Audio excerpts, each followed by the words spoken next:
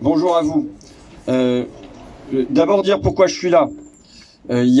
Donc j'ai reçu des courriels de salariés qui m'ont demandé si j'étais au courant du décès de Catherine, et oui, je l'avais lu dans la presse, et qui m'interpellaient pour savoir si je pourrais passer. Et il se trouve qu'on pouvait faire un crochet par ici. Dire que finalement je rends l'appareil.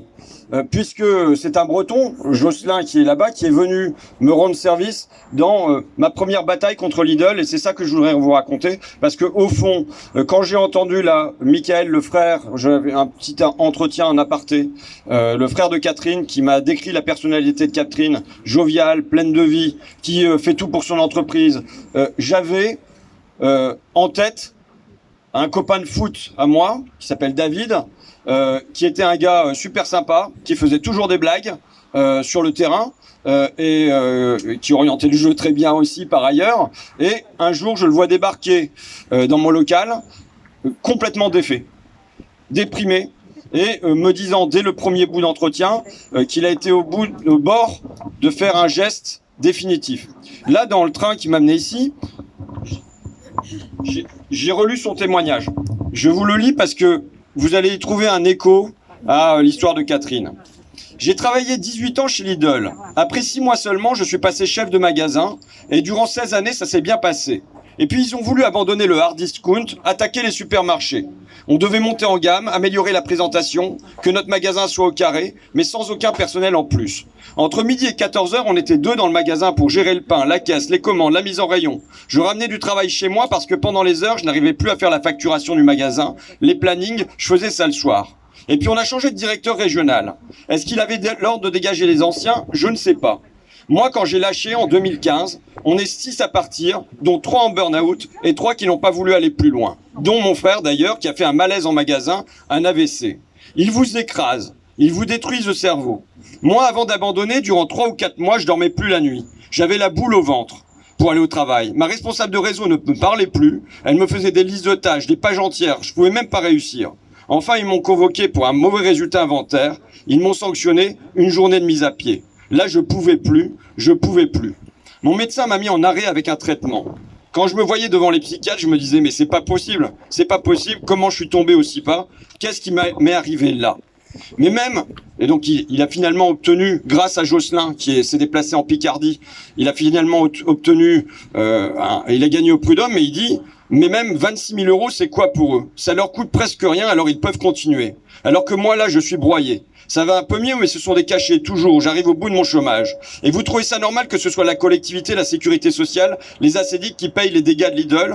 Dans le reportage de Cash Investigation, il y a une phrase très juste, c'est une machine à fabriquer des chômeurs de longue durée. Alors je n'ai toujours pas compris cette difficulté, cette impossibilité à me faire reconnaître en maladie professionnelle pour que ce soit Lidl qui paye. Mais tous les médecins m'ont dit, ne vous lancez pas là-dedans, c'est hors tableau. Ça a été ma bagarre. Donc quand on s'est retrouvé, donc il y a eu appel de Lidl quand tu as gagné en première instance avec Jocelyn, et en appel, on a été chercher une avocate parce qu'on se disait que face à Lidl, on ferait pas le poids. Donc une avocate parisienne spécialisée dans le droit du travail, Maître Cittadini, et c'est dans le bureau, dans son bureau, alors qu'il y avait des gens de Marseille, de Rousset qui étaient montés pour rencontrer mon copain David et pour discuter avec nous de tout ça. C'est là qu'on s'est dit, mais pourquoi on ferait pas une loi Lidl, une loi sur la reconnaissance du burn-out comme maladie professionnelle? Ça a été un point de départ parce que David était pas un cas isolé. Je discutais avec monsieur Chantrel là, qui disait que dans la même région, il y en a eu 40 anciens directeurs qui ont été dégagés en même temps.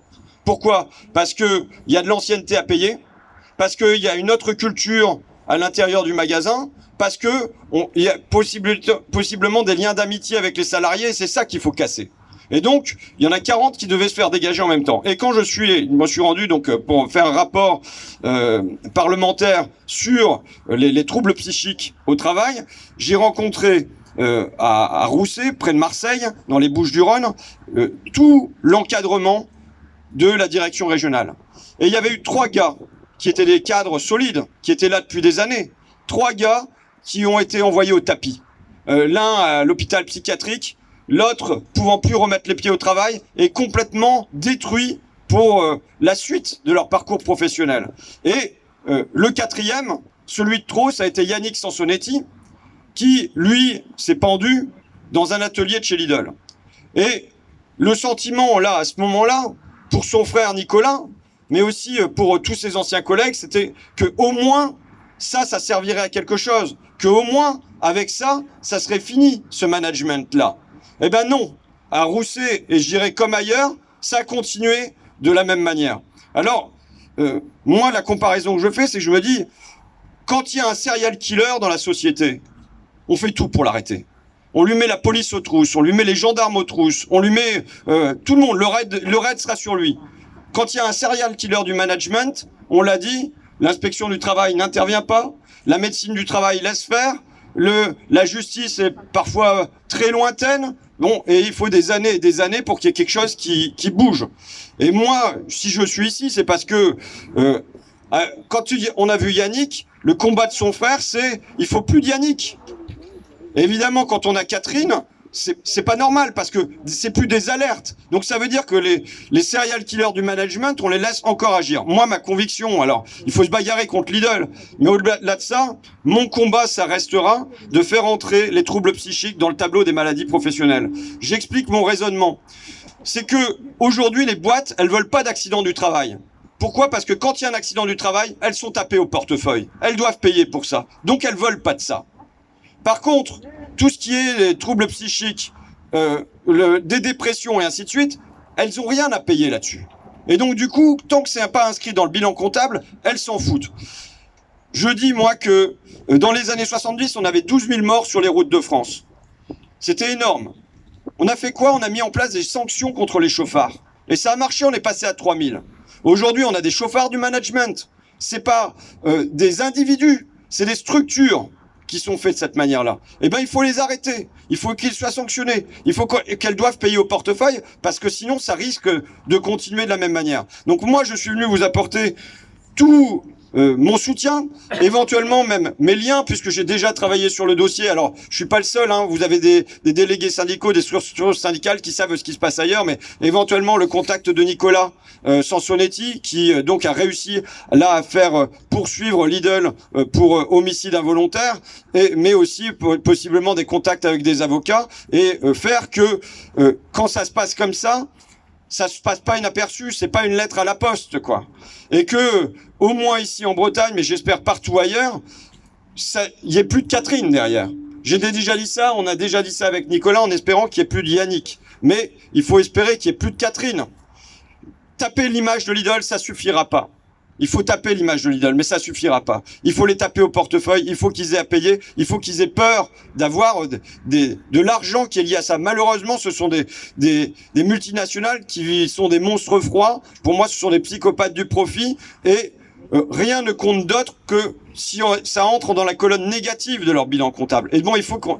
Alors, au niveau local, il faut qu'on se serre les coudes pour qu'au niveau local, vous travaillez à ça, mais que au niveau national, eh ben, on fasse que l'État intervienne. Parce que moi, c'est ce qui me paraît le plus terrible. C'est-à-dire qu'il y a la boîte qui fonctionne de cette manière-là, mais que depuis des années qu'elle fonctionne comme ça, et qu'il y a Cache Investigation, Élise Lucet, qu'il y a des millions de personnes qui voient ça, que tout le monde est alerté.